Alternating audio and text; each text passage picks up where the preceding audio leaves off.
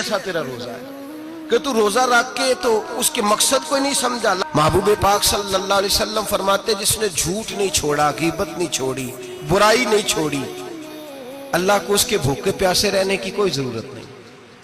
وہ کاہے کا رکا ہے؟ جب کوئی کام تو اس نے اللہ کی رضا والا کیا نہیں۔ روزہ رکھ کے دغا کر رہا ہے، روزہ رکھ کے جھوٹ بول رہا ہے، روزہ رکھ کے کم ماپ رہا ہے، تول رہا ہے، دھوکہ دے رہا ہے، رشوت لے رہا ہے، فراڈ کر رہا ہے، حرام کا مال کٹھا کر کے کہتا ہے اس میں سے چلو 10 دیگیں بھی پکا دیں گے۔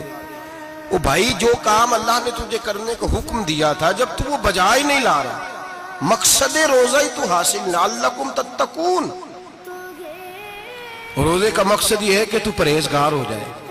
میرے نبی پاک علیہ الصلوۃ والسلام کی بارگاہ عالی مرتبت میں 2 عورتیں آئیں، یہ چیزیں کھا لو، کہنے لگی محبوبہ ہم نے روزہ رکھا ہوا ہے۔ فرمایا نہیں، تمہارا تو روزہ نہیں ہے، حضور رکھا ہوا ہے روزہ، سحری سے لے کر اب تک کچھ نہیں کھایا، شام تک بھی نہیں کھائیں گی۔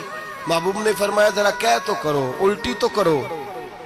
کہہ کی تو ان کے حلق سے خون بھی نکلا اور گوشت کے لوتھڑے بھی نکلے، پھوٹیاں بھی نکلی۔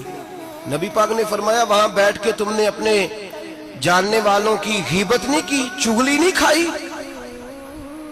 خاموش ہو گئیں، گردنیں جھک گئیں۔ نبی پاک نے فرمایا تم نے قرآن نہیں پڑھا کہ جو اپنے بھائی کی غیبت کرتا ہے وہ مردہ بھائی کا گوشت کھاتا ہے؟ تو گوشت کھا کے بھی تمہارا روزہ رہ گیا ہے۔ کس طرح کا روزہ ہے کہ صاحب روزہ رکھ کے نہ رکھنے والوں پہ تنقید کر رہے ہیں۔ تراویحاں پڑھ کے نکلے ہیں تو کہتے ہیں میں اکیلا ہی نیک ہوں، باقی تو محلے میں کوئی پڑھتا ہی نہیں۔ یہ کیسا تیرا روزہ ہے کہ تو روزہ رکھ کے تو اس کے مقصد کو نہیں سمجھا؟ لعلکم تتقون۔